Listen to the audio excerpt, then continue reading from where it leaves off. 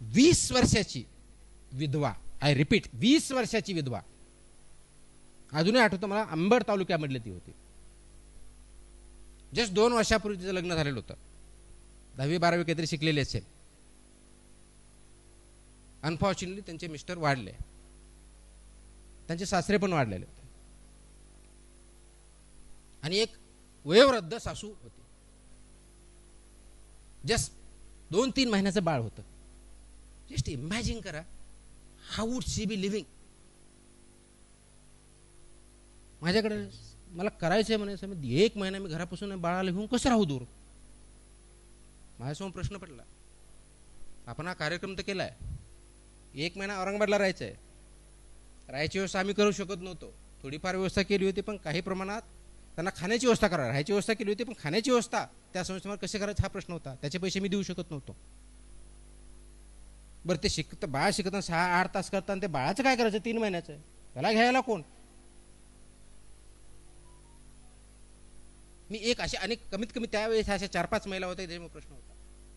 पण मी ठरवलं नाही, तुम्हाला जर शिक्षण घ्यायचं, एम्पॉवर व्हायचंय आणि तुम्हाला पुढे जर जायचं असेल, तुम्हाला तिथंच ट्रेनिंग करावं लागेल.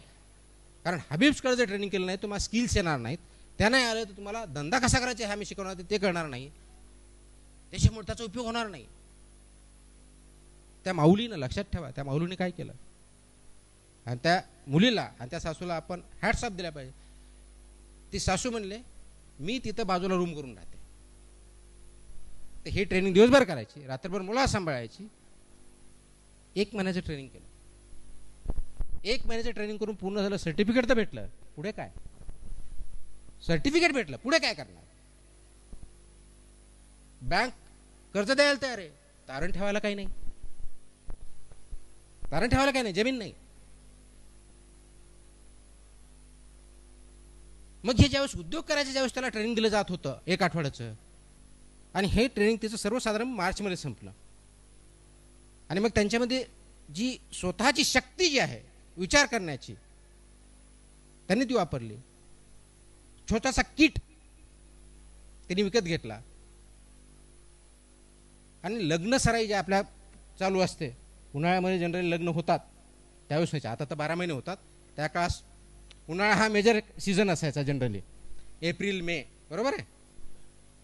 त्यावेळेस सीझन सुरू झालं आणि म्हणून त्या लग्नाच्या काळामध्ये तिथं जाऊन नवरा नवरीला जे काही तुम्हाला ब्युटिफिकेशन किंवा सर्व्हिस द्यायची ते सुरू केलं.